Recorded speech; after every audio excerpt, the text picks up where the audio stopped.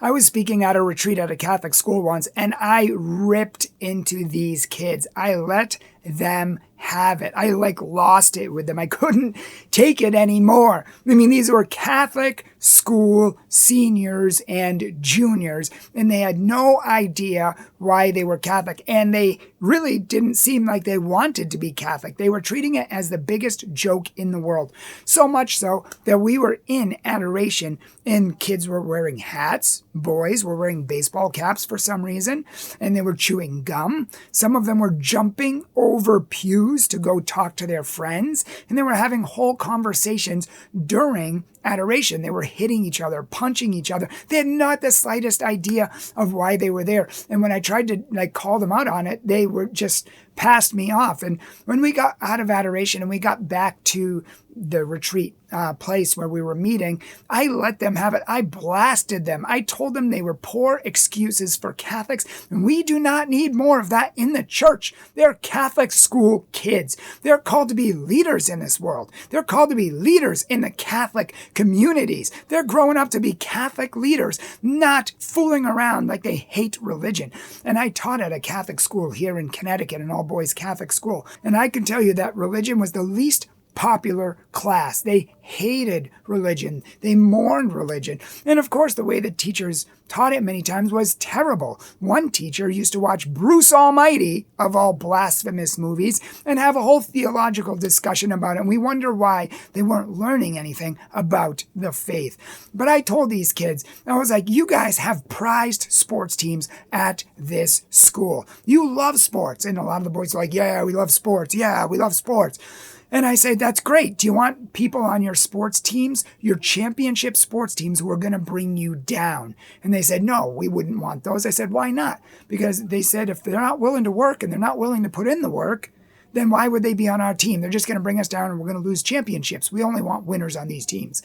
And I said, exactly. You just took the words out of my mouth. It's the same thing with the Catholic Church. We have enough deadwood. We have enough people who say they're Catholic and don't live it. We have enough lazy Catholics who sit on the sidelines and say, yeah, I'm Catholic, but they don't do anything. And that's exactly what you're doing. What we need are leaders. What we need are people who are going to rise up and say, yes, I follow Christ. Yes, I'm a good witness. Yes, I want to be Catholic and I want to follow God. We don't need people who are making fun of it, who hate it, who are deadwood bringing us down. And that's exactly what you are. And I just went off on this long tangent.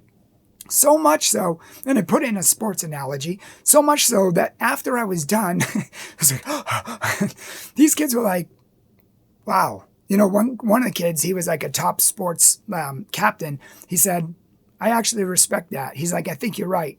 He's like, I think we need to change our attitude a lot. He's like, you called us out, and I respect that.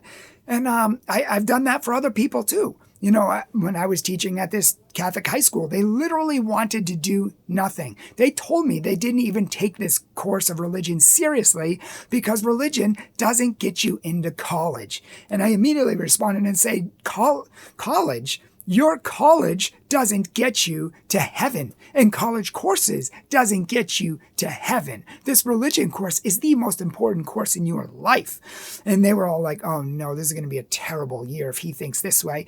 And we, at this school, they had a championship football team, and I had the captain of the football team in my class. And I said, let me ask you a question. What does it take to be a championship football team? And the captain stood up in class and was like, yeah, we're the best. Woo! And all the other guys were like, yeah. And I said, what does it take? Come on, tell me. And he says, when you get out on the he stood up. He actually stood up. And he said, when you get out on the field, he said, coach kills you. He's like, there's blood. He's like, there's sweat. There's tears. But he makes you better. He makes you good. And we become champions. I said, exactly. You don't get anything by doing nothing. So how do you think you're going to get to heaven by doing nothing? I was like, you have to treat religion the same way you treat football. With your all. You have to go all in. You have to give God your all, not your leftovers. And I lament the Catholic school systems in many places, the religious education school systems in many places. And many times, it's not the Catholic schools or the religious education's fault. It's the parents' fault because they haven't raised the kids in the faith. These kids don't even go to church on Sundays. These kids don't know their prayers. My 5-year-old has known her Our Father, Hail Mary, Glory be, how to pray grace since she was 3.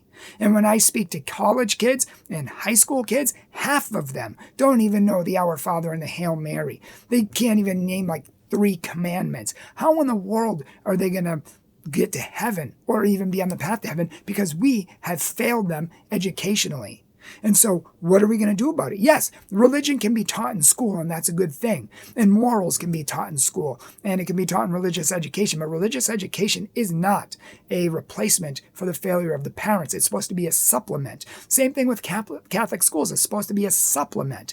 But with that being said, Catholic schools in many places need to do a much better job teaching their kids theology and philosophy and just religion in general. They need to teach them about adoration. Some poo-poo adoration and prayer. I used to bring my kids to adoration all the time, because if you don't know Christ and you don't have a relationship with him, then all the knowledge in the world means nothing. You need to know Christ and you need to know about him. And I've spoken to so many Catholic schools, and so many of them are really good and they train their kids well, and others are just embarrassments and abominations. Their kids are yelling at me and screaming at me and calling. I had one all-girls school in New Jersey.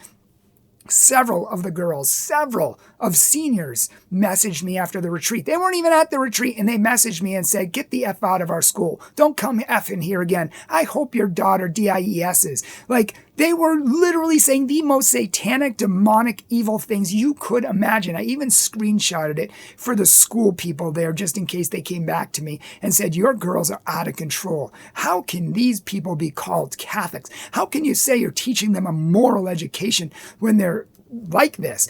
And I've had other schools tell me that too, swearing at me, condemning me, all because, well, for one reason or another, because I teach that Jesus is the only way to heaven. Surprise, surprise, it's a Catholic teaching that abortion is wrong and other moral issues that we don't compromise on. And I'm wondering why some of these kids who are in Catholic schools don't have a better education on these things. I don't know what the answer is, but I know in large part our education systems are and need to continue to be reformed. 10 years ago, our school systems, almost every one of them here in Connecticut, all the Catholic high schools were abominations. Could not believe them. Half the schools had atheists teaching religion. Others had Protestants teaching religion. Some of them had Protestants who were better teachers than the Catholics. You should hear the things the kids used to tell me. At least the Protestants were more orthodox than the Catholics, they used to tell me. And the Catholics used to be these liberal whack jobs that taught anything. Thankfully, some of this is being reformed in many places, and it needs to continue to be. I mean, we used to have the most elite education systems available, and now we need to get back to that, because our kids need to be taught. They need to be instructed. They're the future of society, and half the time we're graduating from confirmation with nothing more than spoons and marshmallow for spiritual warfare, which is why they get obliterated as soon as they step on the college campus, because they have no roots. They have no theological training. They don't know apologetics, and they don't know how to defend themselves. That's why we started a whole 7, I think maybe even 9-part series on how to reach our youth, how to keep our youth Catholic, and how to train them properly so that they stay Catholic and influence the world in a positive way. So I'll link those below. And I hope this wasn't too depressing for you, because, there are good places in the country and there are good people who do teach, and there are solid parishes who have good religious education programs, and there are good parents who teach their kids. But many places struggle. We wonder why there's no kids in church. That's why. We wonder, I go to church, I see like 4 kids on a Sunday, and like 1,000 people in church, and you see 4 young people. It's a problem. It's a huge problem. They're walking away by the thousands after confirmation because we're doing it wrong. We're not reinforcing it at home, but I won't blab anymore. Just go watch those videos on, if you want more information. And you can let me know your thoughts below if you want anything. Or, if you want a retreat speaker, that's what we do. We do confirmation retreats. We do Catholic school retreats. We do conferences. We do keynotes because we want to reach these kids. And people have told us we've taught them more in 4 hours than they've learned in 8 years. Now, I've been a religious education teacher. It's difficult when you only have them for once a week and they come in, they're not interested, then they check out, they don't think about it the rest of the week. It's not reinforced at home. How are you supposed to teach the kids? It's really difficult, and you have to find challenging ways. But I find that I mentioned some of those in the videos, and I mentioned really powerful success stories that maybe religious education teachers or any other education teachers can learn from. Anyways, I will stop blabbing now. Let me know your thoughts. Feel free to subscribe to our channel and leave a comment down below. And if you like this channel and you want to support it and you think it's incredibly important, then please, we have 5 ways that you can support our work down below so that we can keep reaching the world for Christ, keep building up the church, and keep defending our faith. God bless. Hi everyone, my name is Kate. I'm the video editor here at Catholic Truth, and I just wanted to say on behalf of all of us, thank you so much for taking some time to watch our videos and learn more about your faith. You guys really make this channel possible, and we truly appreciate you being here. So thanks again, and God bless.